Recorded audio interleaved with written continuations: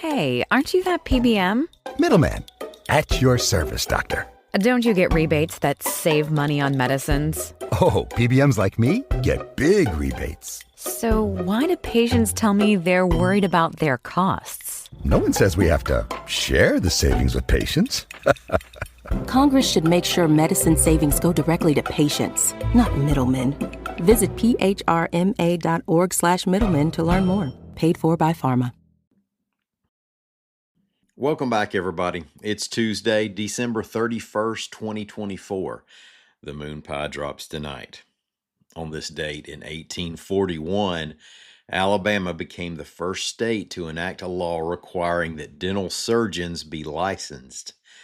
So theoretically, if you went to a licensed dental surgeon, you could rest assured that you were getting quality 1841 level dental surgery. I think I'd prefer to have my teeth fall out on their own, thanks. I could sop biscuits and milk the rest of my life. Thank God for modern dental surgery. Yesterday, we wrapped up state lawmaking for the year. Today, we have AL.com sports editor Andrew Hammond on the show to do the same thing for sports. Spoiler alert, we're going to lean into college football a little bit. We also have items on cool weather, a missing toddler, and a washed-up whale.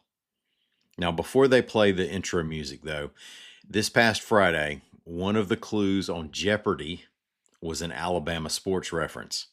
Since we're talking sports a little later on this show, I thought I'd leave the clue here at the end of the intro so you can see if you know the correct response, in the form of a question, of course. The category is minor league baseball team geography. For $800 on Friday's Jeopardy, and absolutely nothing on this show, the Southern League's Rocket City Trash Pandas play in Madison, but were formerly the Bears of this other Alabama M city. I'm Mike Morgan, and we're down in Alabama.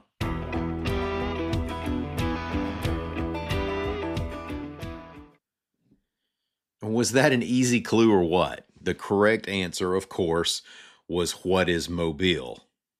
We remember the old Mobile Bay Bears.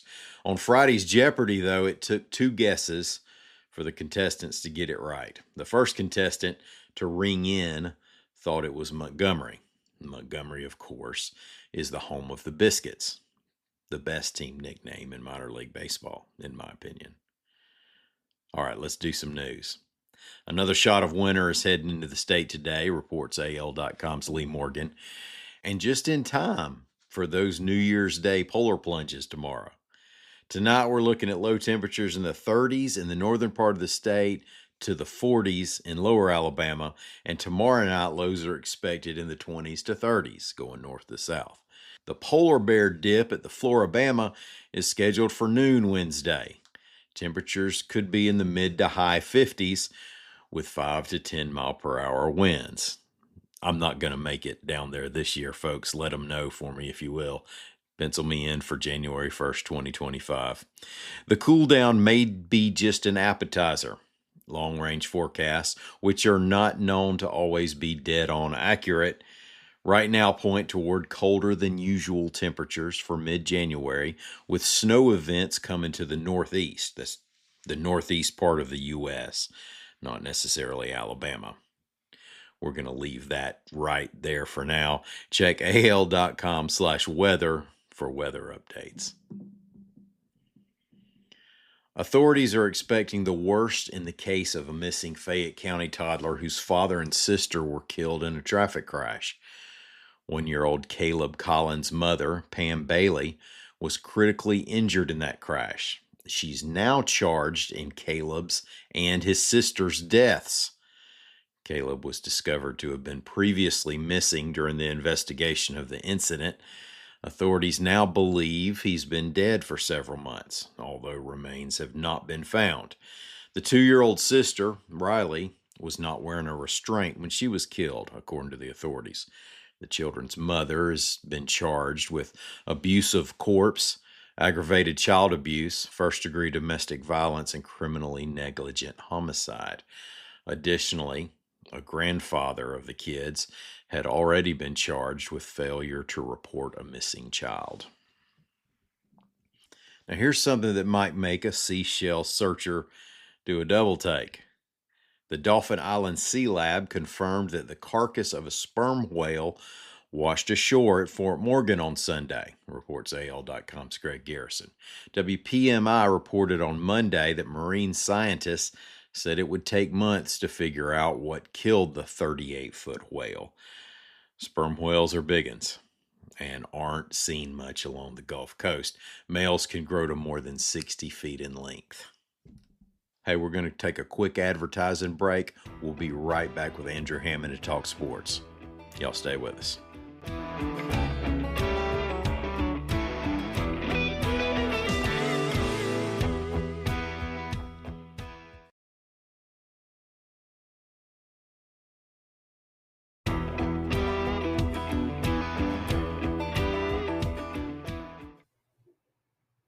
Hey, folks, thanks for staying with us.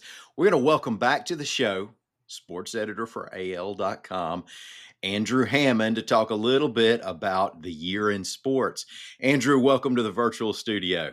Hey, Ike, thanks for having me. Heck of a year. Nothing really happened, but I appreciate you bringing me on. Well, we can talk about what didn't happen. What are we going to remember 2024 for in sports? And I think I probably know the answer, or at least part of it. Yeah, it's. I was actually in this very room in my home office the day that Nick Saban decided, you know what, I don't want to go to work the next day. But no, Nick Saban's retirement. I mean, that is one of those. And working in media like you and I do, we have these moments where it's a historic moment, or it's whether it be for the country or the state or your profession, and there's moments where it's like, I know where I was for this moment. And Nick Saban's retirement, like, first I want to know where you were when that happened. I was in the dining room of a rental house. I was between homes at the time. Yeah, I was about to take a 1 hour 90-minute nap. It was, football season's over. We don't, we can kind of focus on basketball a little bit. I mean, like, I'm in my head, I'm already planning out like the next week's things. I'm planning out the, stuff for APSE, which I was going to work on that night. And I was excited. I was going to I was going to play some music, have some food, just focus on making sure that our content is ready to go for APSE. And then as soon as I laid my head on the pillow, the Chris Lowe ESPN alert dropped down on my phone, and all I saw was Nick Saban retirement. And it was like the alarm went off, and I was just like, okay, guys, this is what we prepared for. And so I couldn't tell you what happened outside of that for like the next 48 to 72 hours. I mean, it was just that type of moment where all I remember was making sure that the plan that we had put together in place was ready to go. I thought we did a fantastic job on that. And, you're still trying to figure out, okay, Nick Saban's retired. It's like a funeral in Tuscaloosa, but at the same time, you've also got to prepare for who else is going to be there. I mean, there were so many names that were mentioned, and they landed on Kalen DeBoer, which, for better or worse, if you were to tell somebody that Kalen DeBoer is going to be the head coach of Alabama, if you were to go back then and, a year ago and say, hey, this guy's going to be the head coach at Alabama, I feel like everybody would be like, you know what? Okay, cool. Also, what happened to Nick Saban? Why is he not coaching anymore? Why are you bringing up this guy who used to coach at Washington? Is something wrong with Nick Saban? So yeah, it's been a heck of a year for Alabama athletics. And not to mention, like in any other year, a school going to the Final Four for the very first time in school history, like you always remember your first. That's kind of like oh yeah, that happened. Yeah, and you also wonder, hey, is Alabama transitioning to the basketball school? Is it finally happening? Is the joke finally happening? It's so funny to see how, especially this that Alabama team, I should say.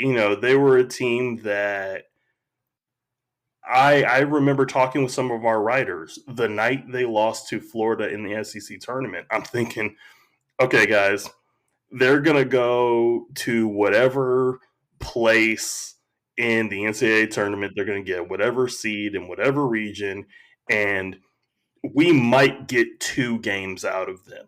Mm-hmm. Boy, were we wrong. Well, back to Saban, covering, you talk about being prepared and having a plan in place. And it's crazy for like a coach in retirement because you have this plan in place that might happen January 2024, then it might happen January 2027. I mean, well, okay, we wait another year and it just suddenly it comes down on you. Yeah. I'm sure that you guys were prepared the previous year for the same thing. I mean, how much work goes into that preparing for something that doesn't happen and doesn't happen and doesn't happen before that it does? It's fascinating because I joined AL.com in February of last year. And one of the first things previous managers had mentioned was, oh, be prepared when Nick Saban retires. And I'm like, okay, working in sports media, you're prepared for coaches retiring, you're prepared for players retiring. You want to make sure that they get the proper send off. And for Nick Saban, in my naive mind, not living in Alabama and not understanding what Nick Saban means to, the state, the culture, all of this, but really getting having somebody basically slam my face down in the history book of why this is significant. That's where it was like, oh, this is, the death of a monarchy. This is the moment that people have prepared for, but aren't necessarily ready to come to grips with it. And, I think in the moment, and we talk about being prepared, it was maybe the most Nick Saban way possible to do it. You weren't going to get this massive press conference. It happened on I believe just a random Tuesday in early January, Tuesday or Wednesday. But all I remember is I had one writer, Matt Stahl, who was in Nashville for a coaches convention. He was there, just kind of seeing what's being talked about, and he was in traffic. And he and Michael Casagrande both had stories that were ready to go for when it would happen. I had them saved in Arc, or I had them saved in a OneDrive, and I was going to throw them in our little creative system, and we were just going to go from there. And then when it happened, I text Matt, and Matt said, he said, I'm in rush hour traffic right now. And he pulled over to the side of the road about 15, 20 minutes after it happened, files his story. Michael files his. We have all this stuff going on. And, what's great about our plan is we prepared. We were ready to go. The other portion was some parts of AL.com did not know of our plan. So all of a sudden, it is, fire away. And so like I just remember calling a meeting later on that night, and I was like, hey guys, okay, here's what the plan is. We will cover this to the best of our abilities, and I believe we did that. And I also wanted to, let people know that there's going to be a lot of scuttlebutt. There's going to be a lot of rumors going on. There's going to be you're going to be hearing so many things. And I want to maybe credit my covering KU football for 3 years, where you went through a lot of coach firings and hirings. So it's like a lot of people are going to say, I have information. And I don't want us as an organization to come up and go, okay, we have this, and then we have egg on our face in the end. That's I would rather be second and right and first and wrong. And so I thought we did a fantastic job of that. And, just capturing not only the college football aspect, but the community aspect to it too. Being from Kansas and going to both KU and K-State, I understand the appeal that a Bill Self has at KU.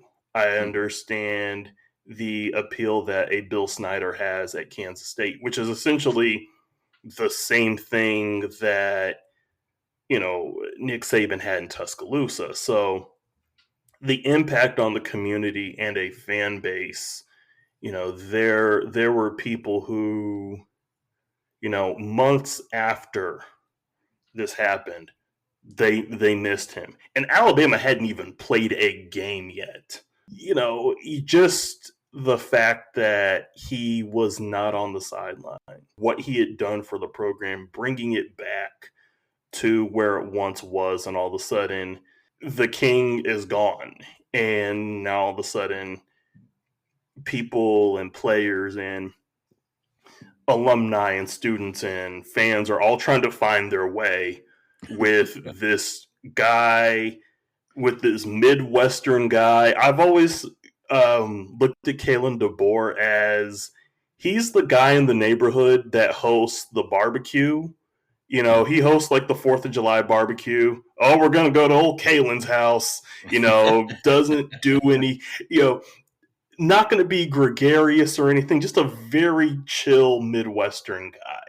And as somebody who's from the Midwest, I've always I'm like, is he ready for that job? And I think he is. And I feel like some of your listeners are like, no. But well, here's the thing is, I think that even with the season they had, if you go back to before the season and told people okay, other than the Vanderbilt loss, if you told them this is gonna be Alabama's record, there's gonna be an argument about whether they should make the playoffs, people would say, okay, Saban's gone. First year, they would be fine with it. That's okay. But then once you get in the heat of battle and you can taste making those playoffs and you can taste a one-loss season, I think people are probably more disappointed than they thought they would be at this point. It's funny. It's funny because I was having this conversation with a friend of mine after it happened, because when you see the graphic SMU, makes the playoff, whatever, I get a phone call from one of my best friends, and he was like, how are you feeling? And I'm like, I'm fine. Like, I'm okay. I wonder how these people are feeling, because if you had told them, if you had given an Alabama fan a list of things that were going to happen in the season, and you say, you're going to compete for an SEC championship deep, you'll be in contention for an SEC championship deep into November. They're like, great.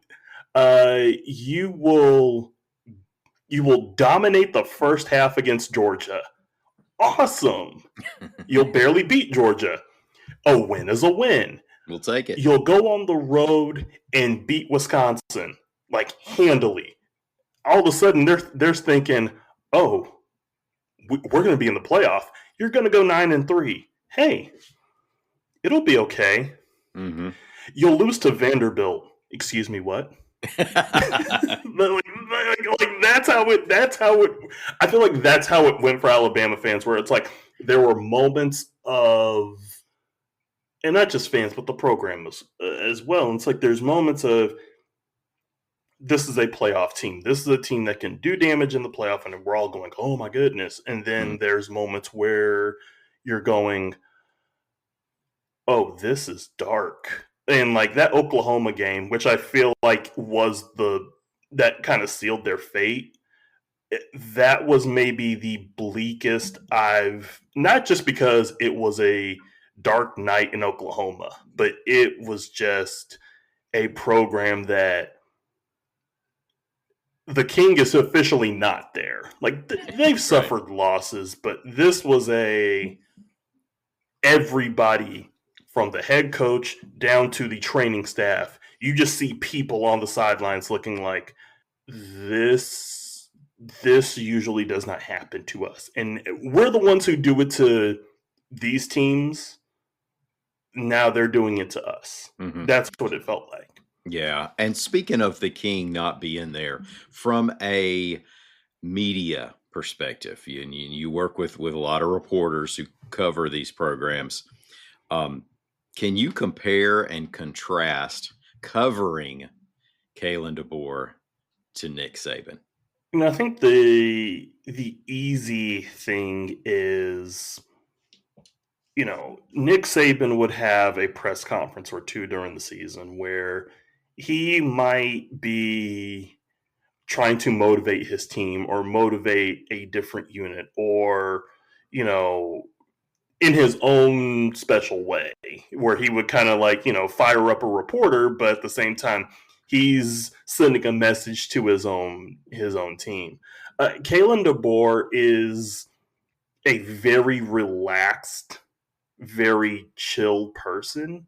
And, I remember there were moments in the season where folks were mad that he wasn't emotional or were mad that he wasn't as fired up as he maybe should be.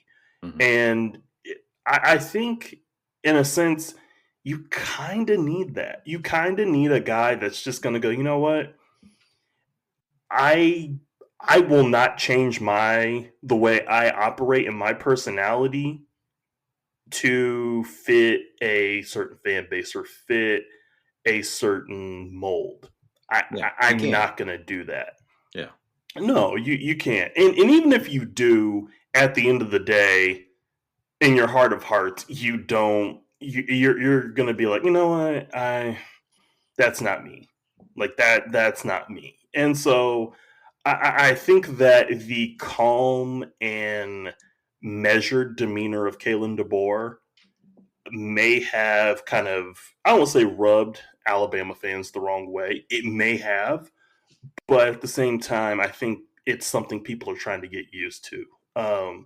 Some people like to call him the nice dad, and which he comes off as the nice dad, but at the same time, sometimes you want the dad that is gonna, tell you he loves you, but at the same time, if you need a kick in the butt, he'll give you a kick in the butt, even though you feel like you did a good job. Sometimes you might need a kick in the butt. Well, it's got to be nice for y'all to have a little more, and correct me if I'm wrong, a little more access to assistant coaches. I mean, when you write a player feature or something like that, the fan base gets to know the players, gets to know, they don't know the X's and O's. You're not letting out any state secrets, but there's a closeness and a more homey feel to the program. I think when you're a little more relaxed, I know coaches tend to be that old Belichick thing, where they're uptight about everything, but Kalen DeBoer is kind of a step in the other way. And Lord, if he hasn't rolls off a couple of undefeated seasons, I would imagine it would either help or hurt. I don't know.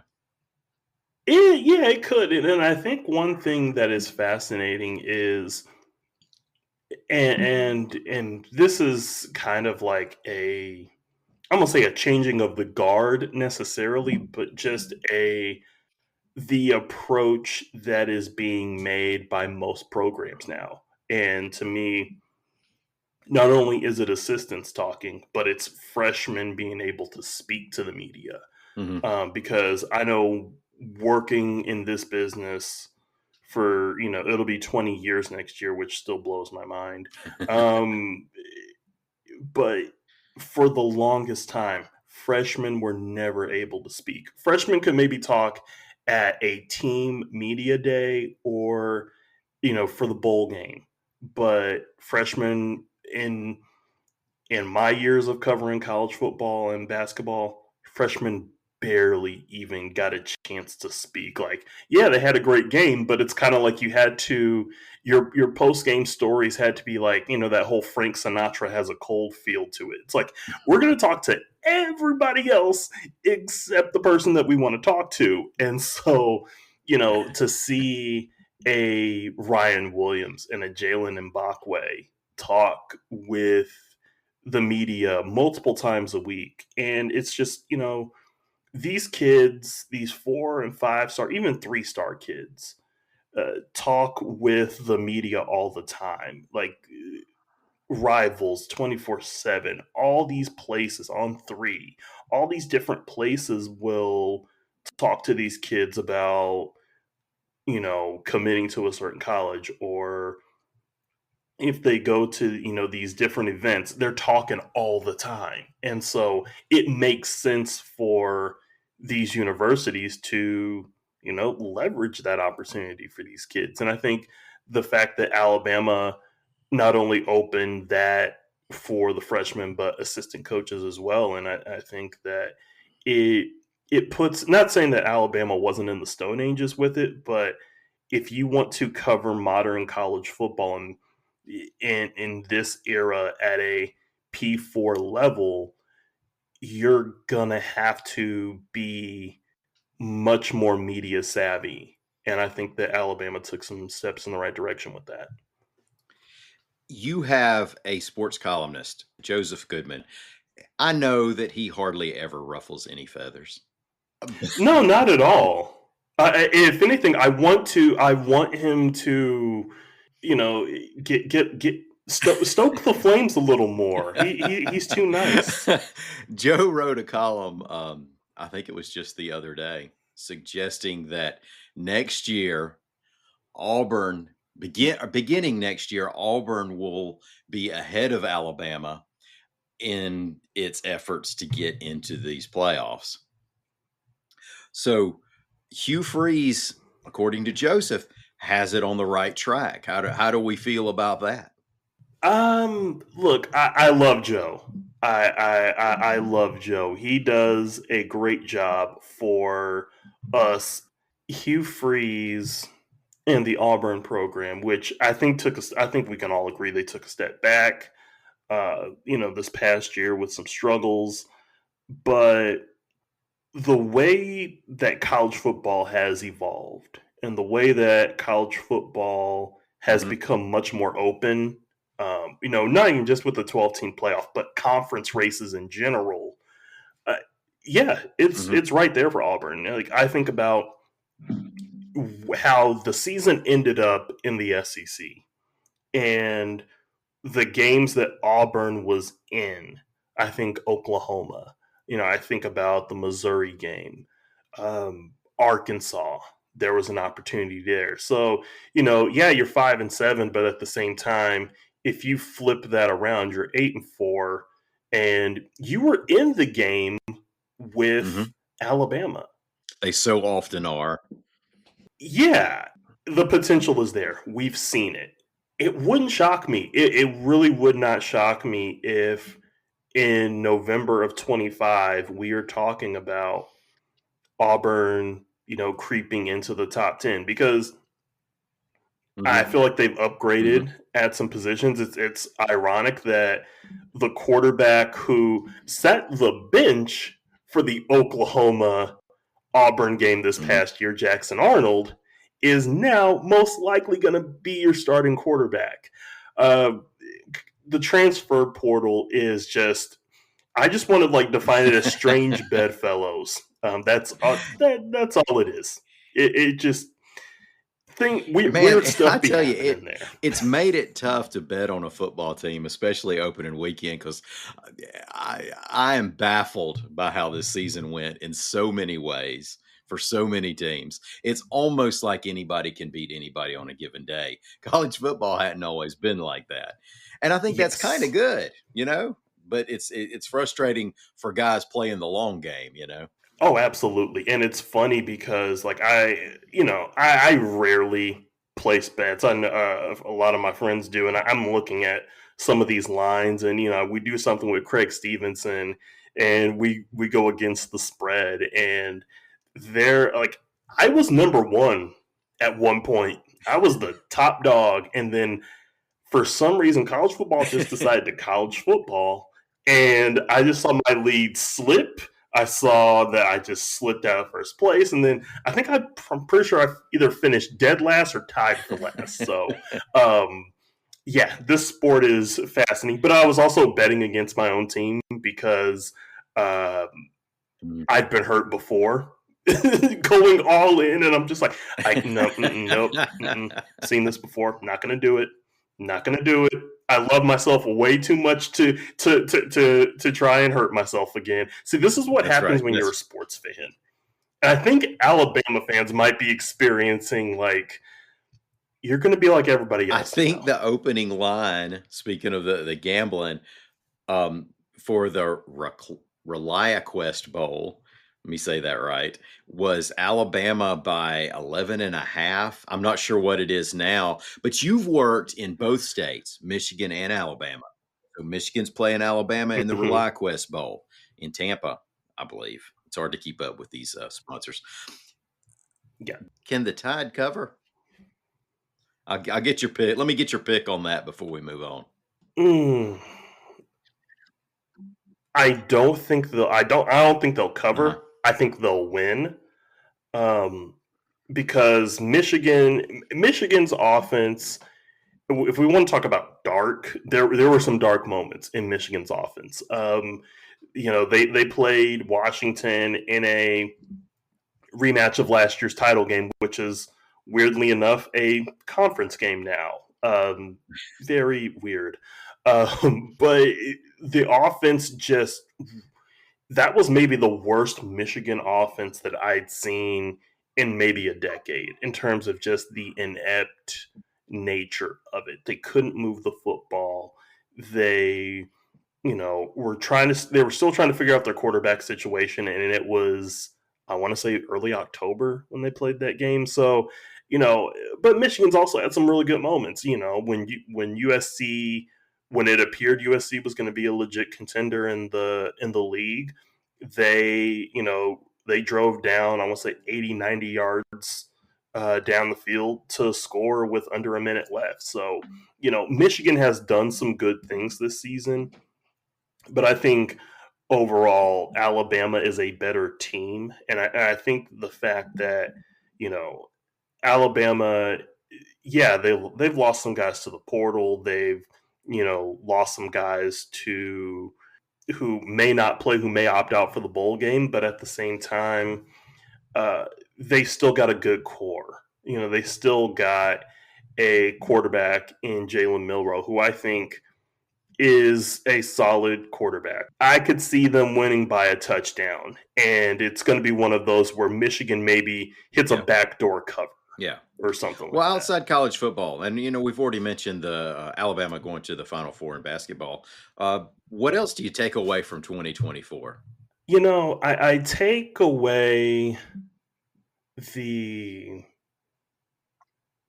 the potential of greatness for both Alabama and Auburn athletics. I think that there is in college sports, there's this strange kind of like we're all going into the wilderness, whether it be players, coaches, fans, media. We're all going into this unknown with NIL, with conference realignment, all these different things where the haves and the have nots are going to be separated. Like it's an inevitability. And I think that where in a state like Mississippi, where you've got two of their marquee schools, Mississippi State, I don't know if Mississippi State is going to belong in that equation, say, 7 to 10 years from now. And I think that a place like Auburn, where they've always marketed themselves as an everything school under Bruce Pearl, I think that Alabama, with their success, not only in basketball, or men's basketball, but women's basketball is trying to, rise up as well. And then you've also got gymnastics Mhm.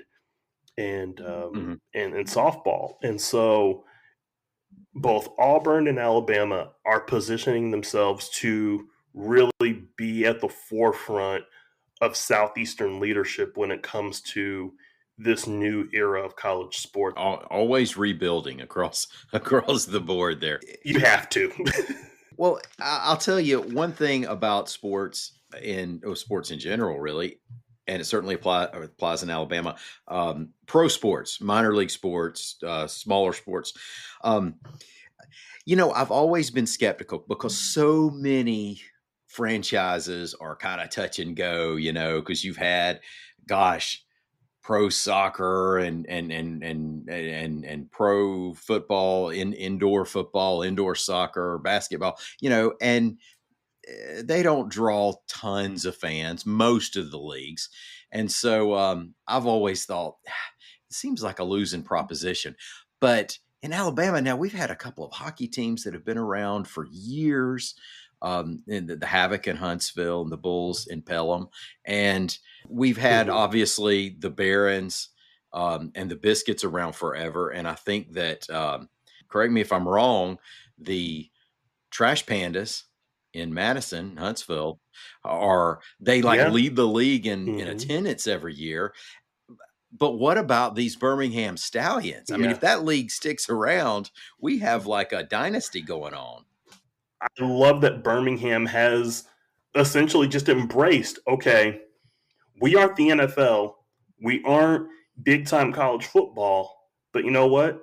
We are going to play our butts off and we are going to have a team that competes at the highest level possible every single week. And Yeah. you got to give them credit for that. It's really awesome to see.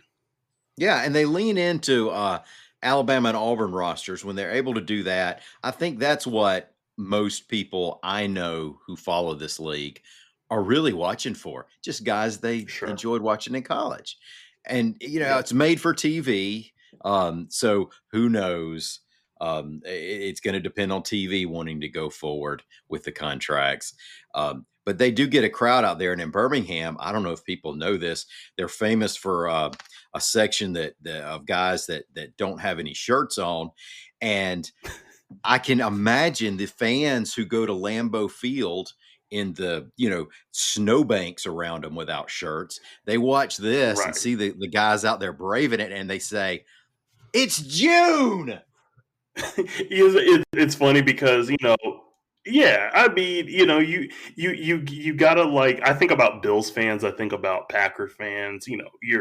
You're braving the elements in like 20 something feet of snow. Like I was watching a Bills game when they were playing the 49ers a few weeks ago, and yeah, you're seeing fans that are just like they brave the elements. They're having to basically scoop snow out of their seats, and then they decide, I'm going to take my shirt off, and you're just like, okay, cool. And then you go all the way to on the complete opposite end in the South, middle of summer, and you've got guys who are taking their shirt. And so, you know what, fandom, it does not matter where you are.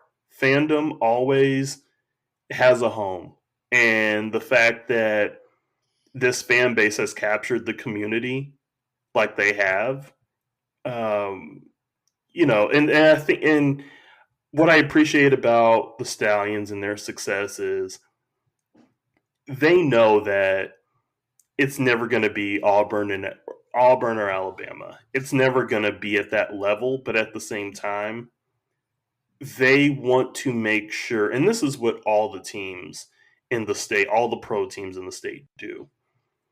They know where the bread is buttered, but they still want to have their fan bases elicit the same passion and same energy.